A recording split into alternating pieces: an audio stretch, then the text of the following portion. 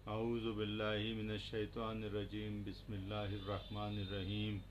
معزز ناظرین السلام علیکم ورحمۃ اللہ وبرکاتہ۔ ناظرین، ہمارا فضائل اعمال کا گھر کی تعلیم کا سلسلہ جاری ہے۔ اسی کو آگے بڑھاتے ہوئے آج ہم فضائل اعمال کے فضائل نماز سے ہر پریشانی کے وقت نماز کا سہارا پڑھیں گے۔ حضرت حذیفہ رضی اللہ تعالیٰ عنہ ارشاد فرماتے ہیں کہ نبی اکرم صلی اللہ علیہ وسلم کو جب کوئی سخت امر پیش آتا تو نماز کی طرف فوراً متوجہ ہوتے تھے۔ فائدہ: نماز اللہ کی بڑی رحمت ہے، اس لیے پریشانی کے وقت میں ادھر متوجہ ہو جانا گویا اللہ کی رحمت کی طرف متوجہ ہو جانا ہے، اور جب رحمت الہی مصائب اور مددگار ہو تو پھر کیا مجال ہے کسی کی پریشانی کی باقی رہے۔ بہت سی روایتوں میں مختلف طور سے یہ مضمون وارد ہوا ہے۔ صحابہ کرام رضی اللہ عنہم اجمعین جو ہر قدم پر حضور صلی اللہ علیہ وسلم کا اتباع فرمانے والے ہیں، ان کے حالات میں بھی یہ چیز نقل کی گئی ہے۔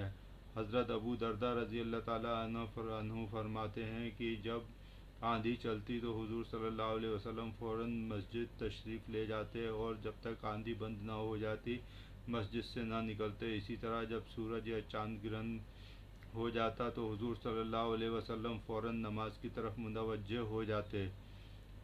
حضرت صہیب رضی اللہ تعالیٰ عنہ حضور صلی اللہ علیہ وسلم سے نقل کرتے ہیں کہ پہلے انبیاء کا بھی یہی معمول تھا کہ ہر پریشانی کے وقت نماز کی طرف متوجہ ہو جاتے تھے۔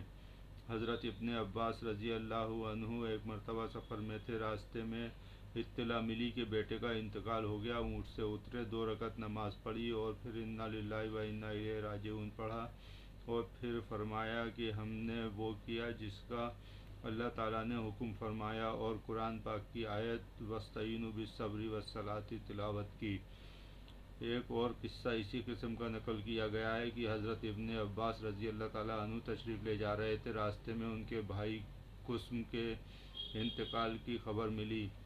راستے سے ایک طرف کو ہو کر اونٹ سے اترے، 2 رکعت نماز پڑھی، اتحیات میں بہت دیر تک دعائیں پڑھتے رہے، اس کے بعد اٹھے اور اونٹ پر سوار ہوئے اور قرآن پاک کی آیت وَاسْتَعِینُوا بِالصَّبْرِ وَالصَّلَاةِ پڑھی، جس کا ترجمہ ہے اور مدد حاصل کرو صبر کے ساتھ اور نماز کے ساتھ، اور بے شک ہر نماز دشوار ضرور ہے مگر جن کے دلوں میں خشوع ہے ان پر دشوار نہیں۔ تلاوت فرمائی۔ خشوع کا بیان تیسرے باب میں مفصل آ رہا ہے۔ انہی کا ایک اور قصہ ہے کہ ازواج مطہرات حضور صلی اللہ علیہ وسلم کی بیویوں میں سے کسی کے انتقال کی خبر ملی تو سجدے میں گر گئے۔ کسی نے دریافت کیا کہ یہ کیا بات تھی؟ آپ نے فرمایا کہ حضور صلی اللہ علیہ وسلم کا ہم کو یہی ارشاد ہے کہ جب کوئی حادثہ دیکھو تو سجدے میں یعنی نماز میں مشغول ہو جاؤ۔ اس سے بڑا حادثہ اور کیا ہوگا کہ ام المومنین کا انتقال ہو گیا۔ یہ لیا گیا ہے ابو داؤد سے۔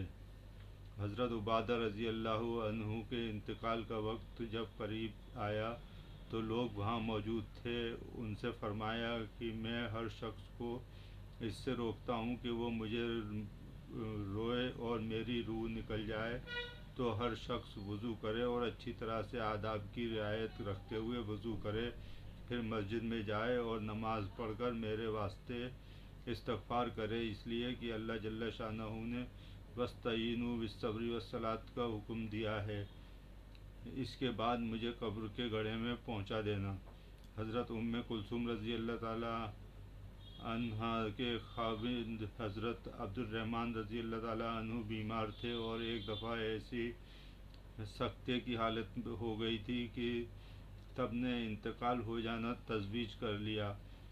حضرت ام کلثوم رضی اللہ تعالیٰ عنہ اٹھی اور نماز کی نیت باندھ لی اور نماز سے فارغ ہوئی تو حضرت عبد الرحمن کو بھی افاقہ ہوا۔ لوگوں سے پوچھا، کیا میری حالت موت کی سی ہو گئی تھی؟ لوگوں نے عرض کیا، جی ہاں۔ فرمایا کہ 2 فرشتے میرے پاس آئے اور مجھ سے کہا کہ چلو احکم الحاکمین کی بارگاہ میں تمہارا فیصلہ ہونا ہے۔ وہ مجھے لے جانے لگے تو تیسرے فرشتے نے آئے اور انہوں نے دونوں سے کہا کہ تم چلے جاؤ، یہ ان لوگوں میں سے ہیں جن کی قسمت میں سعادت اسی وقت لکھ دی گئی تھی جب یہ ماں کے پیٹ میں تھے، اور ابھی ان کی اولاد کو ان سے اور فوائد حاصل کرنے ہیں۔ اس کے بعد 1 مہینے تک حضرت عبد الرحمن زندہ رہے، پھر انتقال ہوا۔ یہ لیا ہے در منصور سے۔ حضرت نذر رحمۃ اللہ علیہ کہتے ہیں کہ ایک دن میں ایک مرتبہ سخت اندھیرا ہو گیا، میں دوڑا ہوا حضرت انس رضی اللہ عنہ کی خدمت میں حاضر ہوا۔ میں نے دریافت کیا کہ حضور صلی اللہ علیہ وسلم کے زمانے میں بھی کبھی ایسی نوبت آئی کیا؟ انہوں نے فرمایا کہ خدا کی پناہ، حضور کے زمانے میں تو ذرا سی بھی ہوا تیز چلتی تھی تو ہم سب مسجدوں میں دوڑ جاتے تھے کہ کہیں قیامت تو نہیں آ گئی۔ یہ لیا ہے ابو داؤد سے۔ حضرت عبداللہ بن سلام رضی اللہ تعالیٰ عنہ کہتے ہیں کہ جب نبی اکرم صلی اللہ علیہ وسلم کے گھر والوں پر کسی قسم کی تنگی پیش آتی تو ان کو نماز کا حکم فرمایا کرتے اور قرآن آیت تلاوت فرماتے، جس کا ترجمہ ہے اپنے گھر والوں کو نماز کا حکم کرتے رہیے اور خود بھی اس کا اہتمام کیجیے۔ ہم آپ سے روزی کموانا نہیں چاہتے، روزی تو آپ کو ہم دیں گے۔ حضرات، اسی طریقے سے فضائل اعمال کا گھر کی تعلیم کا سلسلہ آگے بھی جاری رکھیں گے۔ فی الحال آپ سے اجازت چاہتا ہوں۔ السلام علیکم ورحمۃ اللہ وبرکاتہ۔